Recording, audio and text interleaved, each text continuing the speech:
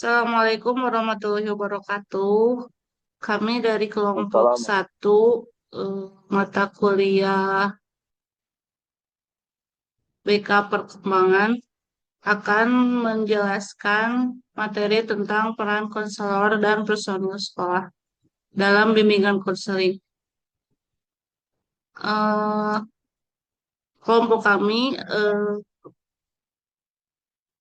berjumlah 4 orang, yakni saya sebagai moderator dan operator Siti Halimatus Syadiah. Kemudian ada rekan saya Pak Abdul Aziz Sojako Martin yang akan mempresentasikan materi peranan konselor sekolah. Terus ada Bu Anissa Rohimatusani Nur Sadiah akan menjelaskan tentang sinergi dan kerjasama antar personel sekolah. Kemudian ada Bu Cikra Benazir Firmansyah yang akan menjelaskan tentang peranan personil sekolah. Untuk mempersingkat waktu atau mengefektifkan waktu, kita akan lanjut untuk memaparkan materi, yakni peran konselor dan personil sekolah dalam bimbingan konseling. Di sini saya akan menyinggung atau menjelaskan sedikit tentang latar belakang mengenai materi ini.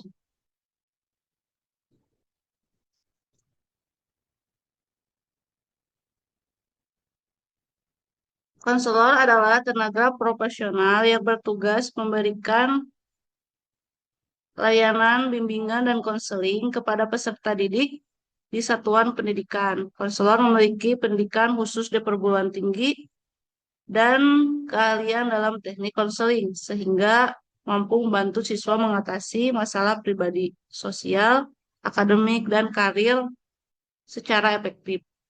Bimbingan dan konseling, atau bisa disebut dengan BK, di sekolah lahir sebagai respon terhadap kebutuhan siswa untuk mendapatkan bantuan dalam menghadapi berbagai permasalahan pribadi, sosial, belajar, dan karir yang semakin kompleks seiring perkembangan zaman. Karena sejak awal kemunculannya, layanan BK di Indonesia telah mengalami perjalanan panjang dan perkembangan yang signifikan. Kemudian pada awalnya layanan bimbingan konseling di Indonesia mulai dibicarakan sejak tahun 1962, namun baru diresmikan dalam sistem pendidikan sekolah melalui kurikulum 1975. Sebelumnya istilah yang digunakan adalah bimbingan dan penyuluhan atau BP, yang kemudian berganti menjadi bimbingan dan konseling atau BK pada kurikulum 1994 hingga sekarang. Perubahan ini menandai semakin pentingnya peran BK dalam membantu siswa mengembangkan potensi diri secara optimal dan mengatasi hambatan yang dihadapi oleh lingkungan sekolah. Kemudian materi selanjutnya akan dijelaskan oleh Bapak Abdul Rojoko Matin. Kepada Bapak Abdul, dipersilakan. Ya, terima kasih atas waktunya moderator Ibu Siti Halimatus Syadiah. Saya akan melanjutkan materi tentang peranan konselor di sekolah. Seiring waktu, kebutuhan akan layanan BK, bimbingan konseling semakin meningkat. Tidak hanya untuk mendukung pencapaian akademik, tetapi juga membentuk karakter, kepribadian, dan keterampilan sosial siswa. Hal ini didorong oleh tantangan pendidikan nasional, seperti upaya mengatasi kebodohan, keterbelakangan, dan menyiapkan generasi muda yang siap menghadapi perubahan sosial, budaya, dan teknologi. Bimbingan konseling juga menjadi sarana penting untuk pemerataan kesempatan belajar dan pengembangan karir siswa.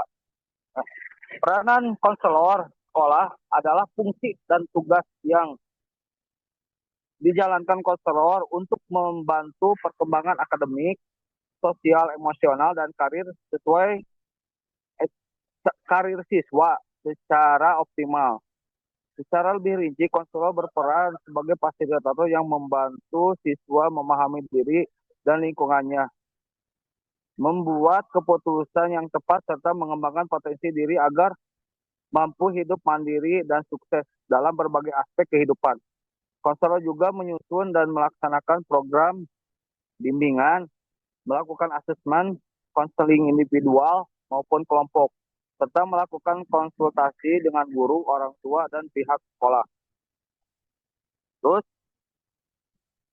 secara singkat, konselor adalah seorang profesional yang memiliki kompetensi khusus dalam memberikan bimbingan dan konseling untuk membantu individu, terutama siswa, dalam mengatasi berbagai permasalahan dan mengembangkan potensi diri secara keseluruhan.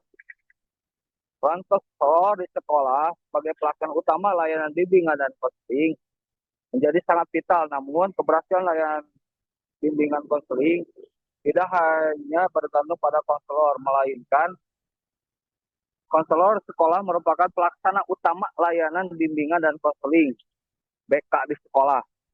Peran konselor sangat sentral karena mereka bertanggung jawab untuk merencanakan, melaksanakan, dan mengevaluasi seluruh program bimbingan konseling. Konselor bertugas membantu siswa mengatasi berbagai permasalahan, baik yang berkaitan dengan akademik, sosial, pribadi, maupun karir. Selain itu, konselor juga berperan sebagai narasumber bagi pimpinan sekolah, karena mereka memahami secara mendalam kondisi siswa, mulai dari aspek psikologis, latar belakang keluarga, hingga dinamika sosial di lingkungan sekolah. Konselor tidak hanya memberikan layanan konseling secara individu atau kelompok, tetapi juga melakukan konsultasi dengan guru, wali kelas, dan kepala sekolah untuk membahas permasalahan siswa serta mencari solusi terbaik. Konselor diharapkan mampu menciptakan suasana yang kondusif, ramah, dan menghargai setiap individu, sehingga siswa merasa nyaman untuk berbagi permasalahan yang mereka hadapi. Tugas konselor juga mencakup. Ada beberapa tugas ya konselor di sini. Konselor tidak memberikan konseling, tetapi memiliki banyak tugas penting lainnya untuk mendukung perkembangan siswa, yaitu satu, memasyarakatkan layanan bimbingan konseling.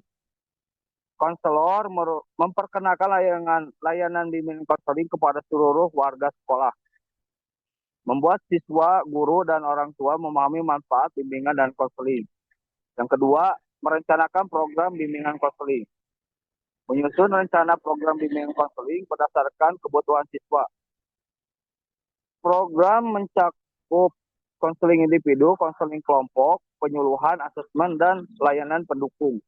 Yang ketiga, layanan konseling, melaksanakan layanan konseling, memberikan layanan konseling individual untuk masalah pribadi dan akademik, menyelenggarakan konseling kelompok untuk membangun keterampilan sosial dan pengambilan keputusan.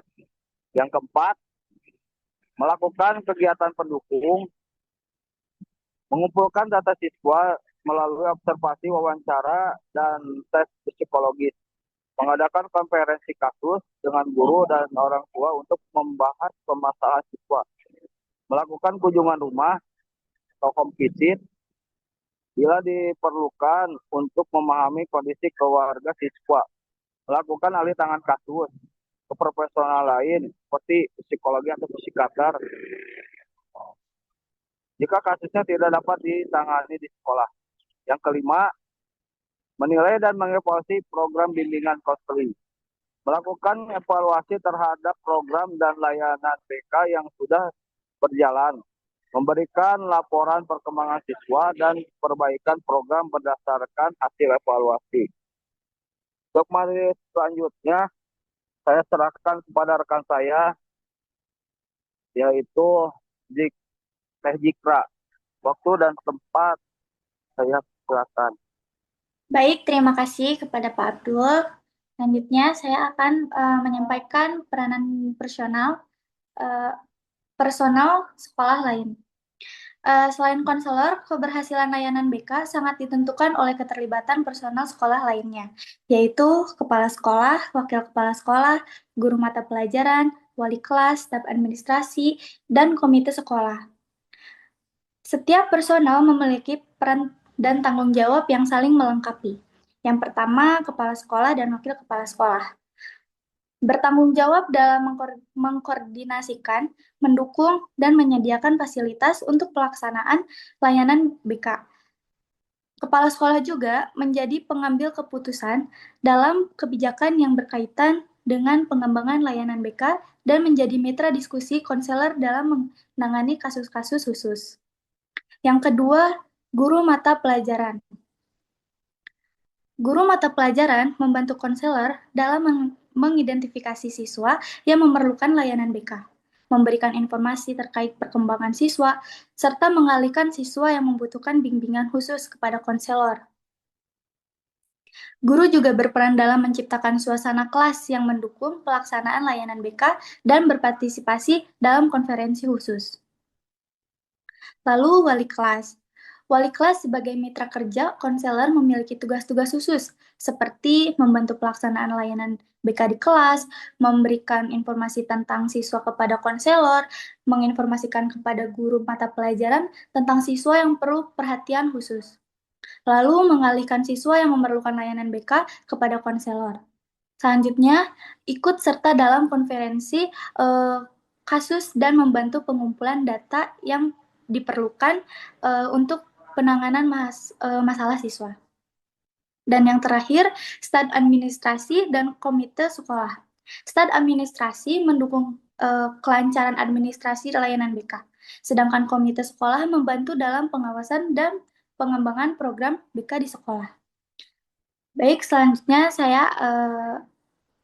akan dibacakan oleh Teh Anissa. Baik, terima kasih Teh Zikra atas waktunya.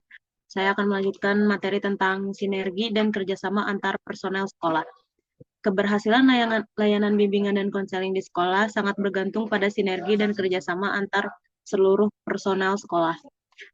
Setiap pihak harus menjalankan peran dan tanggung jawab secara optimal, serta saling berkoordinasi.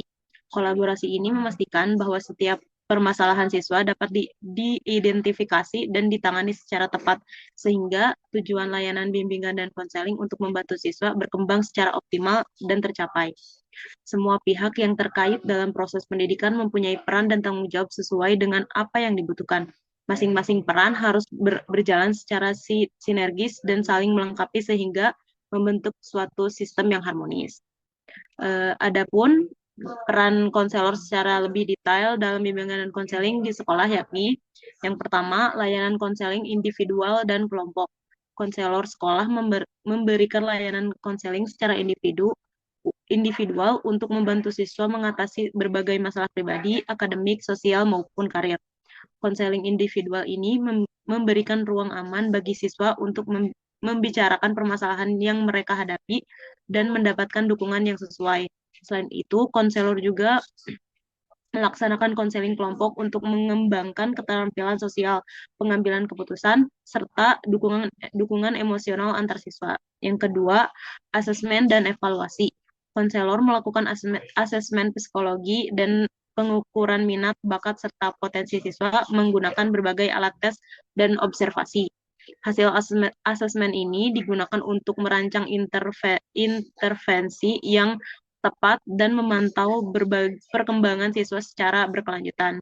Asesmen ini juga membantu dalam penentuan layanan yang paling dibutuhkan siswa, seperti bimbingan akademik ataupun konseling karir.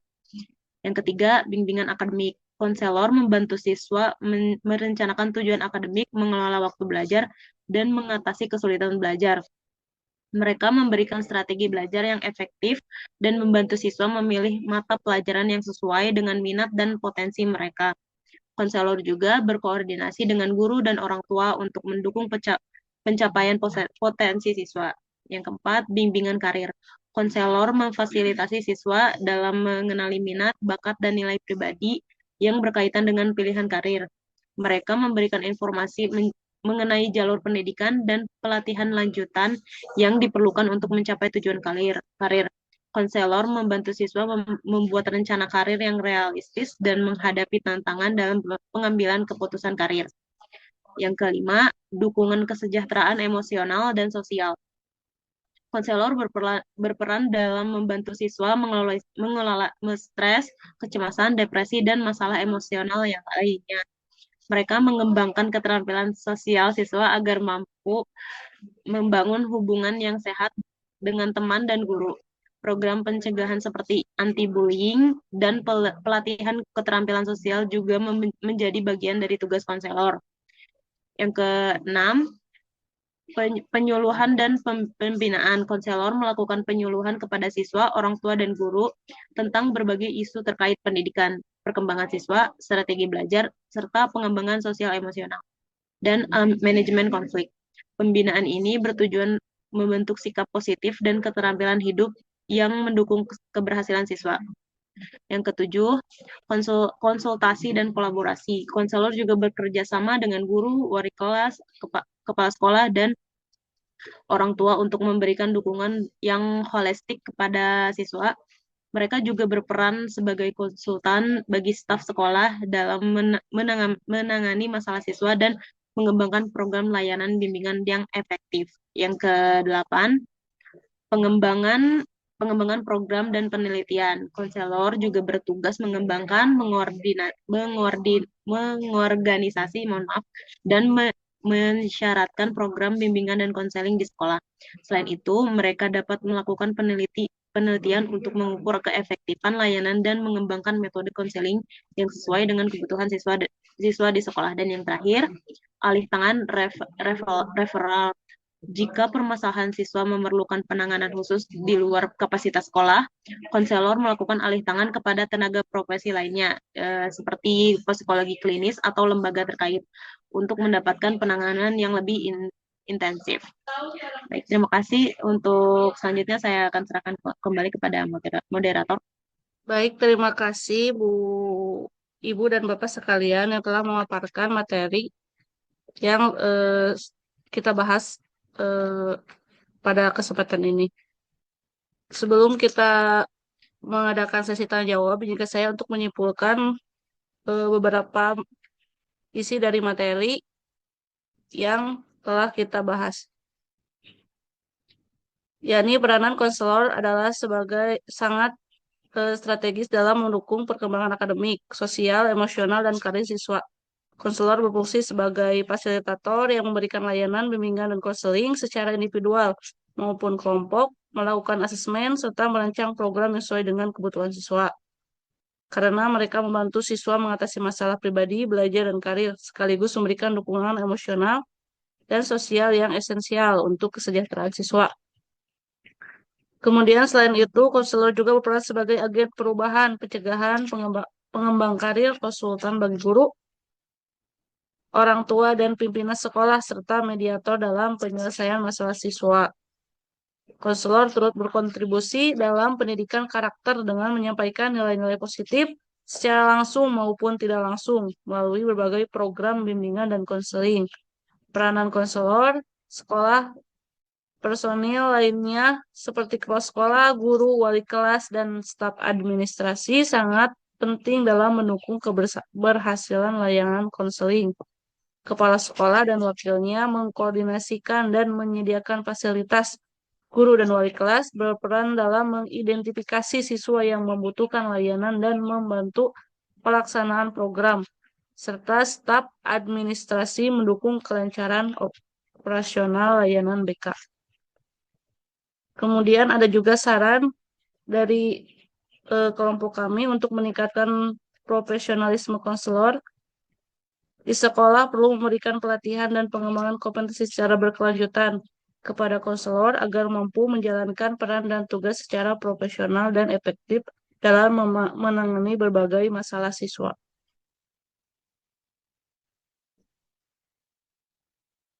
Kemudian ada juga penguatan sinergi antar personel sekolah. Ada juga peningkatan sarana dan prasarana layanan BK seperti sekolah harus menyediakan fasilitas yang memadai untuk mendukung pelaksanaan layanan bimbingan dan konseling seperti ruangan konseling yang nyaman, alat asesmen, dan media pembelajaran yang relevan. Kemudian masyarakat layanan bimbingan konseling seperti konselor dan sekolah perlu aktif mensosialisasikan pentingnya layanan bimbingan dan konseling kepada siswa dan guru serta orang tua agar layanan ini dapat dimanfaatkan secara maksimal. Kemudian konselor juga harus melibatkan orang tua dan masyarakat. Ada juga pengembangan program pendidikan karakter seperti konselor sebaiknya mengintegrasikan pendidikan karakter dalam program bimbingan konseling untuk membantu membentuk sikap dan perilaku positif siswa yang mendukung keberhasilan belajar dan kehidupan sosial mereka. Yang terakhir, mengevaluasi dan pengembangan layanan secara berkala. Sekolah dan konselor perlu melakukan evaluasi rutin terhadap program dan pelaksanaan layanan bimbingan dan konseling agar terus dapat disesuaikan dengan kebutuhan siswa dan perkembangan zaman. Alhamdulillah, presentasi dari kelompok kami telah selesai. Jika ada pertanyaan, mohon dilampirkan di eh, chat GCR. Terima kasih. Saya mengucapkan terima kasih kepada semuanya, teman-teman, Bapak, Ibu, telah menyempatkan waktunya. Untuk sebagai penutup, billahi taufiq wal hidayah. Wassalamualaikum warahmatullahi wabarakatuh.